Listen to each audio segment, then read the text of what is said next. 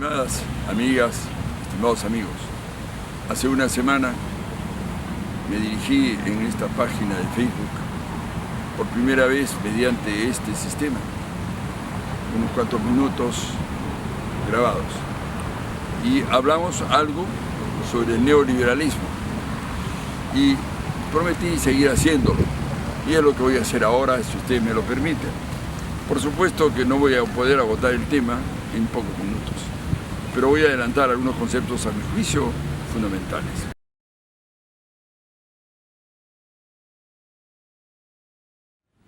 Los neoliberales son llamados así a partir de la fundación que ellos mismos hicieron de la Sociedad Mont Saint-Pelerin.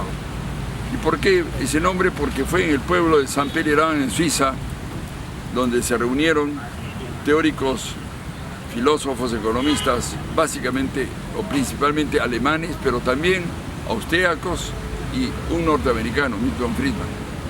Los alemanes que formaban el núcleo de este grupo, pues yo los tengo aquí, yo los leo directamente en los libros que ellos han escrito. Voy a citar algunos de los principales fundadores de este movimiento. Friedrich von Hayek, Karl Popper, que es siempre citado por Mario Vargas Llosa, Wilhelm Röpke, Milton Friedman, el norteamericano que ya mencioné, el creador del concepto de economía social de mercado y líder de este grupo, Alfred Müller-Armack, Walter Eucken, bueno, varios más, Ludwig Erhard, por ejemplo, que no está acá. Entonces, ellos recogieron los aspectos económicos de la teoría liberal de Adam Smith, escrita nada menos que en 1776, en ese conocido libro sobre el origen y la naturaleza de la riqueza de las naciones. Aquí hago un paréntesis: muchos pretenden, entre ellos Vargas Llosa y otros más en el mundo, que el neoliberalismo puede ser y tiene que ser económico y político a la vez. Aquí afirmo lo contrario: el neoliberalismo es económico. El liberalismo político fue un movimiento progresista de origen básicamente francés, de la Ilustración francesa anterior a la Revolución. Yo creo que nadie de nosotros ha dejado de tener una influencia del liberalismo político, la libertad de pensamiento, la libertad de reunión, ¿no? Pero el liberalismo económico de Adam Smith, que nunca se aplicó y que luego es recogido por los neoliberales alemanes, estos predominantemente alemanes, en Mont Saint-Pelerin, en el 47, trazan una serie de recetas económicas y en ningún momento intentan dibujar una nueva estructura del Estado. Más bien la estructura del Estado se va a derivar de las políticas económicas que ellos impulsaron e impulsan de sus seguidores. Bien, ¿qué planteaban? Planteaban que el mercado debía ser libre, que el Estado jamás debía intervenir en el mercado, que el mercado funcionaba como un reloj por sí solo, y que podía entonces definir precios, costos, empleo por sí solo mucho mejor que cuando el Estado interviniese de alguna manera. La absoluta libertad al capital, y ahí la palabra libertad, no libertad al ciudadano, no, libertad al capital. Esas ideas no fueron puestas en práctica en ninguna parte, enteramente como ellos querían. Es a partir de 1978, 79, que Ronald Reagan y Margaret Thatcher plantean que eso es válido, aunque no lo aplican para sus países.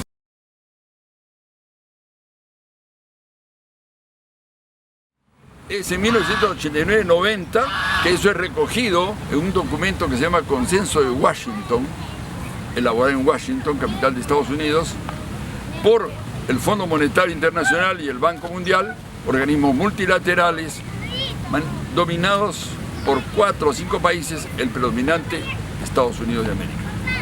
Bien, ese consenso de Washington es recogido por el recién electo presidente Alberto Fujimori, que fue, después de haber sido electo presidente del Perú, pasó por Washington y le dieron el documento calientito, acabadito de terminar.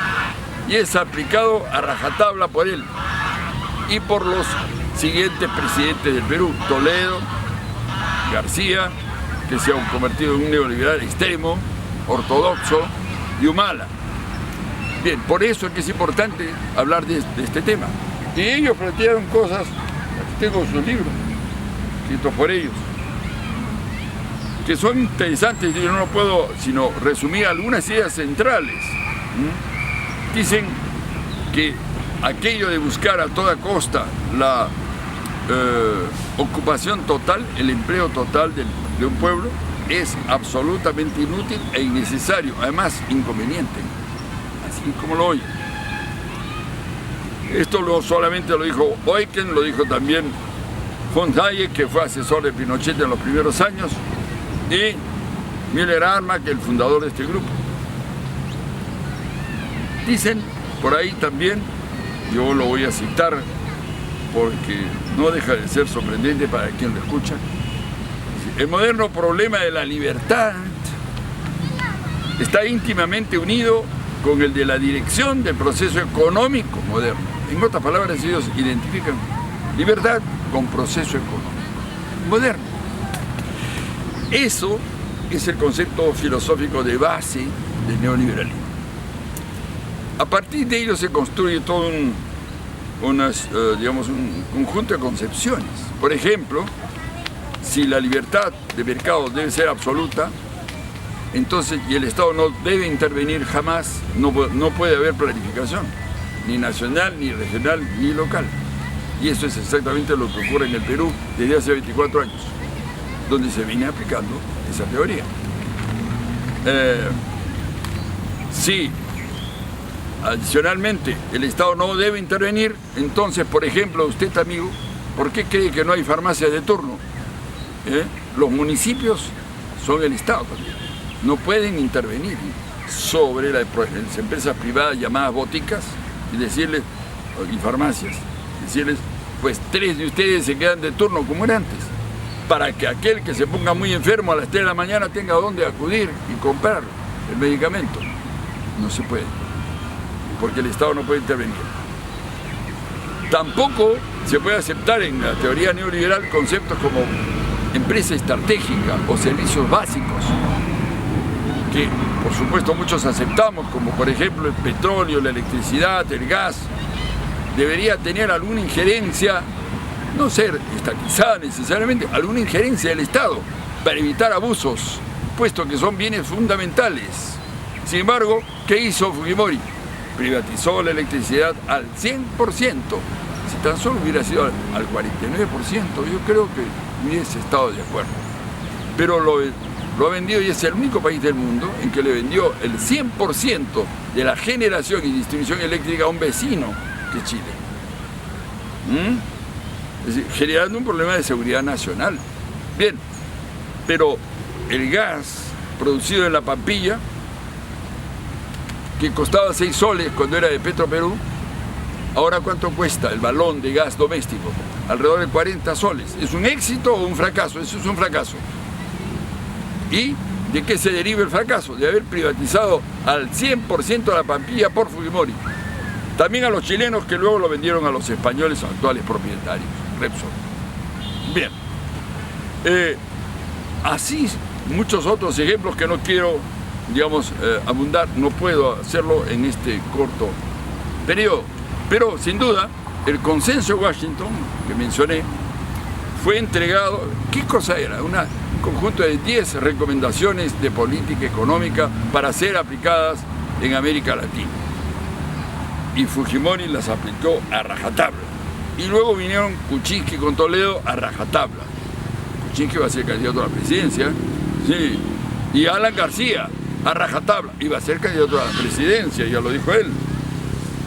Luego Humala a rajatabla también. Y entonces, por eso es que se pueden explicar ciertas cosas. Entre ellas, algunos artículos de la actual Constitución. Aquí tengo un ejemplar reducido en el sentido de tamaño, pero que dice exactamente lo mismo que cualquier otro ejemplar oficial. Es un ejemplar oficial. En su artículo 63, y en esto me pido disculpas a aquellos que ya me han escuchado sobre esto, dice algo que no dice ninguna constitución en el mundo. En el mundo, la inversión nacional y la extranjera se sujetan a las mismas condiciones. ¿Cuál es más potente? La extranjera. Por lo tanto, eso explica por qué el Perú se está vendiendo a pedazos desde el año 93 hasta ahora. Son casi ya 12 años en donde tierras, petróleo, minas y lo que quieran, lo va a comprar puertos, aeropuertos, lo va comprando el capital extranjero para bien del Perú, no, para mal, para mal, por muchas razones que voy a explicar en la siguiente. Entonces, este artículo es antinacional y favorece a las transnacionales.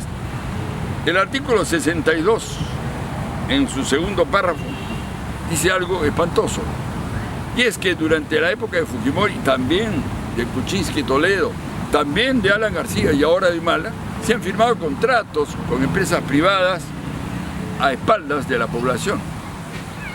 En estos contratos muchas veces se permite que las empresas puedan explotar petróleo, gas contaminando y pagando muy poco impuesto. Minas que no pagan impuestos casi, o que pagan mucho menos de lo que deberían pagar, o que trasladan la jurisdicción de cualquier lío con los trabajadores fuera del país, violando la soberanía patria en lo jurisdiccional.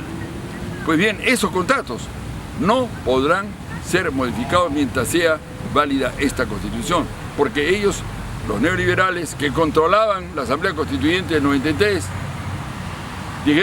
pusieron un candado en el artículo 62, dice: los términos contractuales no pueden ser modificados por leyes u otras disposiciones de cualquier clase. O sea, esos contratos no podrían, si usted y yo llegáramos al gobierno hipotéticamente, y quisiéramos aumentar un poco esos impuestos, porque falta dinero para mejorar las escuelas, los salarios, los sueldos de los profesores, los sueldos de los médicos, los hospitales, las carreteras, etc. Infraestructura, por lo menos. Pues bien, no podríamos cambiar esos contratos porque esto es un candado que impide cambiar cualquier contrato. ¿Ya? En ese caso, actuaríamos contra la Constitución, por eso que hay que modificarla, pues. Hay que modificarla. Bien, me voy a referir a solo dos artículos que a mi juicio son un escándalo. El artículo 11 y el artículo 13, que están en la misma línea neoliberal y que explican el privatismo en la salud y el privatismo en la educación. El artículo 11 dice, no dice que el Estado garantiza la salud como muchos países del mundo.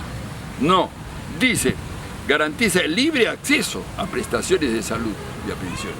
O sea, usted es libre de tocar el timbre en una clínica privada o en un hospital del Estado. ¿Qué le parece? Y el hospital del Estado, por supuesto, no tiene presupuesto, le falta infraestructura, hay enormes colas y aumenta la privatización de la salud. Y en la educación, ¿qué dice? Artículo 13. Dice, el Estado reconoce y garantiza, vamos a decir, la educación, no dice. Dice, el Estado reconoce y garantiza la libertad de enseñanza. O sea que usted es libre también de tocar el timbre en una universidad privada y una pública. Y eso explica por qué ahora hay 101 universidades privadas en el Perú.